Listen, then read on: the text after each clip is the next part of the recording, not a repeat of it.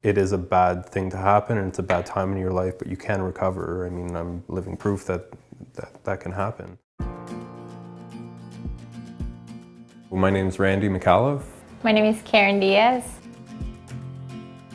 We got married last April, so we just had our 1-year anniversary.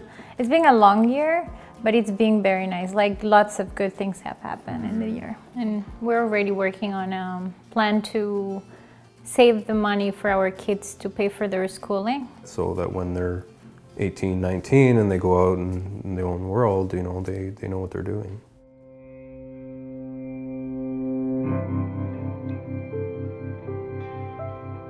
I moved out of my parents' house when I was 17. I didn't really have the greatest family life. I lived with my dad and, you know, we had our differences, and for that reason I had to leave the house. I got a job at a retailer. I was a commission salesperson.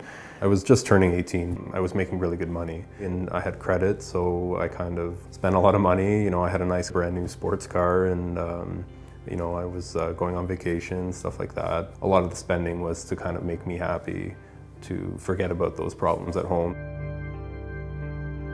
I lost my job. So that's when the debt started getting out of hand. You know, I started missing payments. I was about $50,000 in debt. And you were 19? And I was 19, yeah. I had creditors calling me constantly, harassing me 3 to 4 times a day.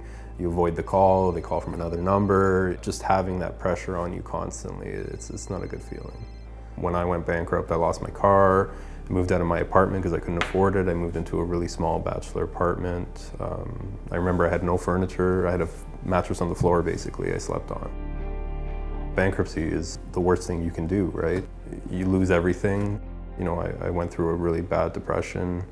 It's not a good spot to be, definitely.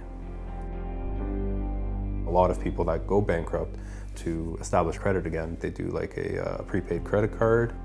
I remember I got a Capital One MasterCard. It was like a $500 card, and I had to actually give them the $500, and it definitely wasn't a good feeling, but you know, I put in my head that I'm going to establish myself again, and at that point I started doing events.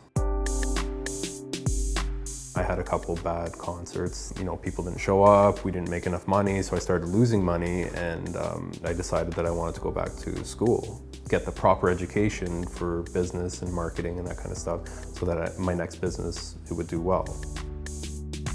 When I finished school, I decided to start a business doing oxygen bars, oxygen therapy products. I then decided to look at opening a restaurant, which is when I met Karen.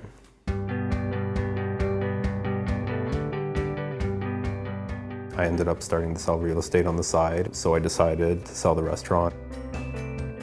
We work really well together as a multilingual real estate team. She's very good with talking to people. I'm more of a numbers guy.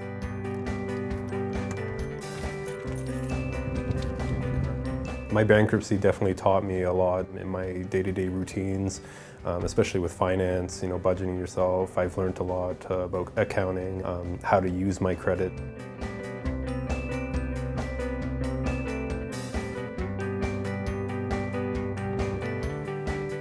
Saying that going bankrupt could be seen as embarrassing, but for me it's more, I think, inspirational because of the transition that I've done from then till now.